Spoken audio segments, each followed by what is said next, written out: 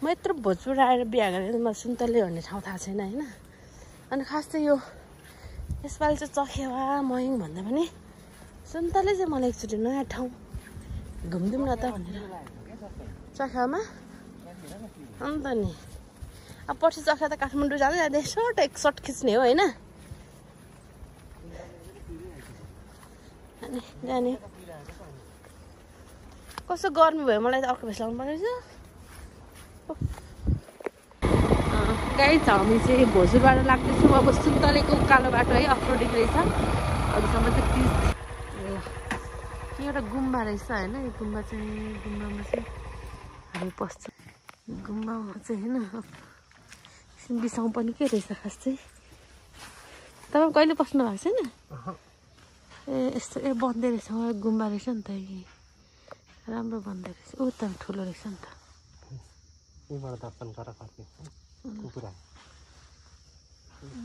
जहीँ पनि गुम्बा छ भन्ने नि घाम यस्तो छ है माथि चाहिँ कस्तो छ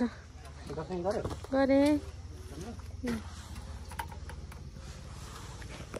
त्यो लेकमा आइपुग्यो कि यस्तो लेकमा है ढुस्से लाग्यो जाडो यति धेरै छ मकै भर्खर त्यस्तो हुँदो रहेछ नि मकै भर्खर पाएको छ नि अनि हाम्रोतिर अब मकै पुरानो भइसक्छ काँक्रा पो झार्दैछ होइन गाई आउँदा आउँदै बाटो त यस्तो पो भयो यहाँदेखि हिमालदेखि त कस्तो राम्रो बल्ल बल्ल घुम्न निस्केको यस्तो सुन्तले आउनुलाई त्यस्तो के कस्तो मौसमले पनि साथमा दिएको बाटो यस्तो रहेछ है यस्तो रहेछ है हामी आइपुग्यो सुन्तले है त केही देख्न पाएन यहाँ माथि रहेछ अहिले मूर्ति होइन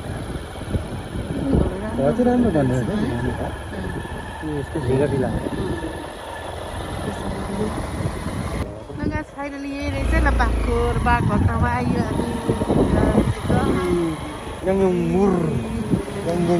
पानी पर ठक्कै आएपछि एकछिन हामी बस्छु ठुलै पानी आयो ढुकुढुटु सुन्तलेको बाघखोरमा चाहिँ हामी आइपुग्यौँ तर कुहिरोले केही देखेन जस्तो छ होइन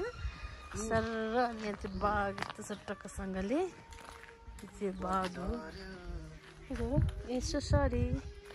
अनि हेर्न यस्तो छ फेरि खुल्छ जस्तो पनि गर्छ खुल्छ जस्तो पनि गर्छ है गाई आइसकेको चाहिँ एलम्बरको मूर्ति चाहिँ हेरेर जाउँ न त ल यहाँ टावर छ टावर पसेर सट्टसँगले टिटी हेरेर आउनु अच्छा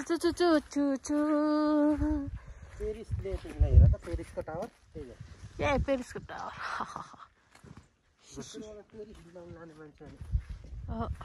भोजपुरबाट पेरिस फोटो हजुर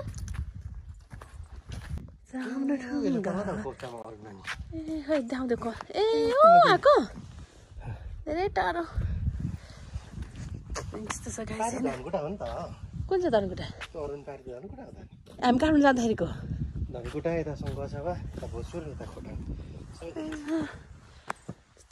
नुहाइदिनु पर्छ एलम्बरलाई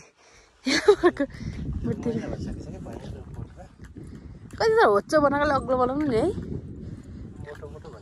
छोटो मोटो क्या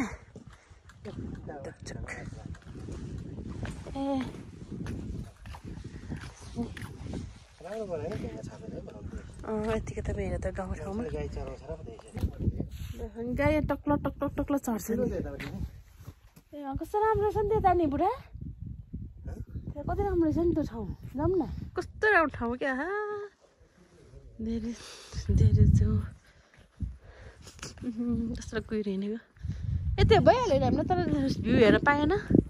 त्यो छ टेन्सन चाहिँ भ्यू हेर्न पाएन होइन गाइस खै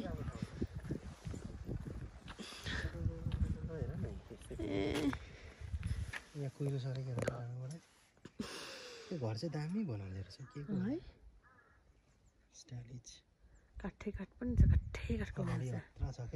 अनि काठै काठ कति धेरै काठको त्यो बुट्टाहरू धेरै महँगो नि त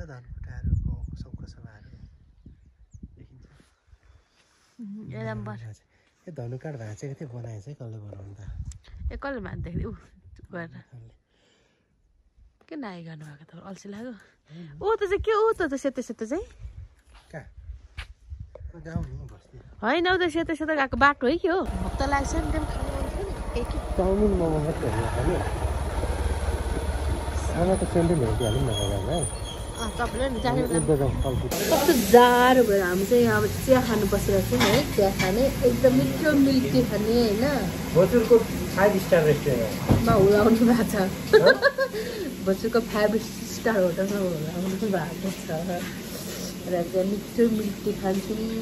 खाजा नखाइ घर पुऱ्याउनु भने कि खासमा नखाइ घर पाइएन त घरै जाउँ हिँडेर घरमै खानु राम्रो भनेको नि मान्दैन काठमाडौँमा भएको चाहिँ ओके म हिँडिहाल्थेँ म यहाँ चाहिँ कहाँ मान्छु अनि यहाँ खाने खाजा चाउमिन भनेको छ अनि फेरि उहाँ बलौटोमा गएर खाने अनि मात्रै घर पुग्ने अनि मैले सबै खतरा गरेर चाहिँ भिडियो गाउँमा आएको होइन मजाको भन्छ चिया खाना पाएको एभ्रिडे दुधको चिया खाने गएर पकाएर बाल्टी चाहिँ देखाउँदैन बाल्टी बाल्टी छ नि आमालाई मन परेको फोहोर पनि किनेको थिएँ यसरी मन परेर कि 3टा हुन्छ जस्तो भयो त गाइस आफ्नो गति छ नङमा मैले चाहिँ आज पनि हेर्नु नै नुनपानी चाहिँ त्यो खालको तपाईँको घरमा आएर काम गरेको छु तपाईँ त केही त काम गर्नुहुन्न आमाले छाडा बनाएर राख्नुहुनेछ नुना चिया हो चिकन चिया चिकन केको दुध हो कुन के त दुध गाईको हो यहाँ त गाईको हो भैँसीको होइन यहाँ त गाईको डेरीको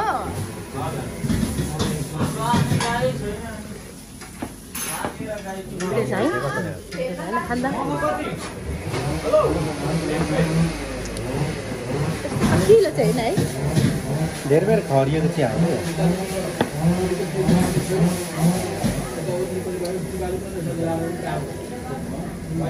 गाउँघरमा यस्तो गिलास हो क्या चिया खाएर यस्तो चिया क्या गिलास चिया खाने गिलास हो नि त खासमा त उहिलेदेखिको क्या होइन उहिलेदेखि यस्तोमा चिया खाएर 2 रुपियाँ कप चिया हुँदा पनि यही गिलास थियो कि अहिले कति छ है अहिले 30 40 50 कति हो 2 रुपियाँ कपमा यही चिया यत्रेमा हो क्या चिया खाने यो हो कि यो धर्का धर्कालाई दुईजनै हो क्या चिया खाने कपमा रियल चिया खाने कस्तो भेटेछ होइन मिठो क्या फेरि एउटा है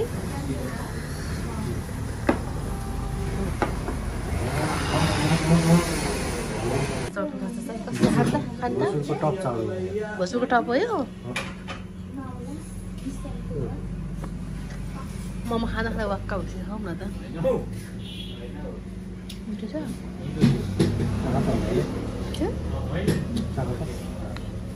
चियो चाहिँ ठिक्क छ बक्सौ पनि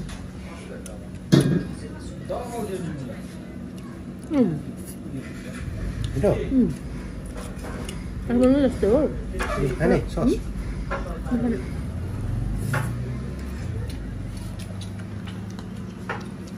मैले भन्दा खाएको चाउमिन चाहिँ कहाँ पाउँछ भने दाउमा होइन र माथि चखेवामा त्यो चखाएको त्यो चाउमिन खाने भरे चाउमिन खाने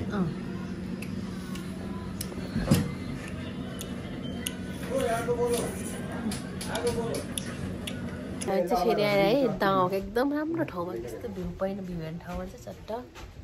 कफी खानु लागेको छ है टक्कसँगले अनि यहाँनिर चाउमिन कस्तो मिठो पाउँछ ढोडे त्यो अहिले खाएको चाहिँ त्यो बसिनु भयो नि त ठुल्ठुला उहाँले पाउँछ मैले एकदम बाइकमा धेरै महिनाको चिसो लागिहाल्यो नाक्स्तो ठेर टाढी बुट्टा हेर न नक्सा हेर त नक्सा हेर कफी गाइस हामी छाउ न खाऊ तपाईँ खाँदैछ म त खाइरहेको छु बुट्टा चाहिँ हो यो पानको पात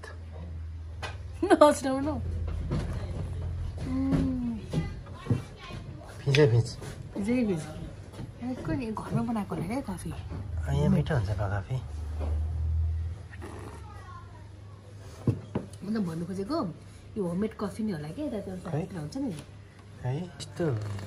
5 स्टार रेस्टुरेन्टमा ल्याएको छ अलिक गरेर खाऊ न हौ चाटचुट नगरिकन हेर न पोखियो अझै दामी जाऊ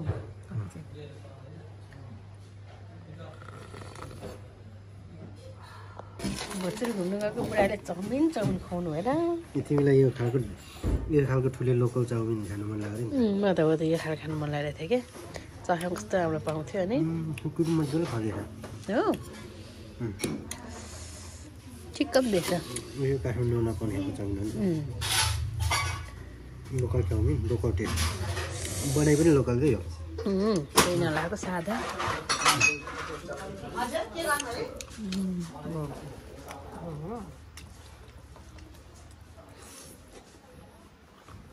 मिठो त्यो अर्कै होइन आमालाई मिठो हुन्छ यो चाउमिन मिठो क्या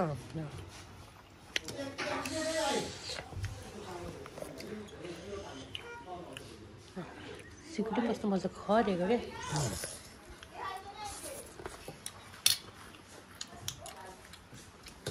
कफी त्यस्तो मिठो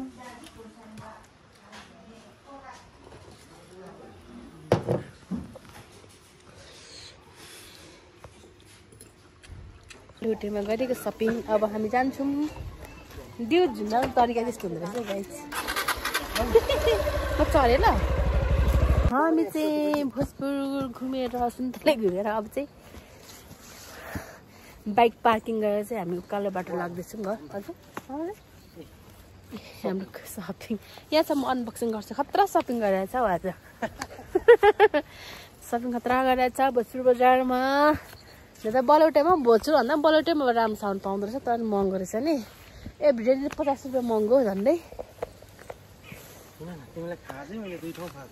खाजा डन्न भइरहेछ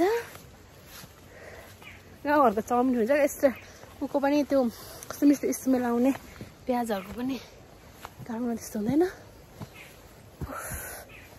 काठमाडौँमा चाहिँ फुल डाइटिङ गाइज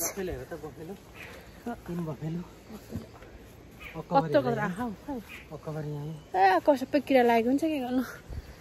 आजकलको म कति बलियो नि राखेर सबै तिनटै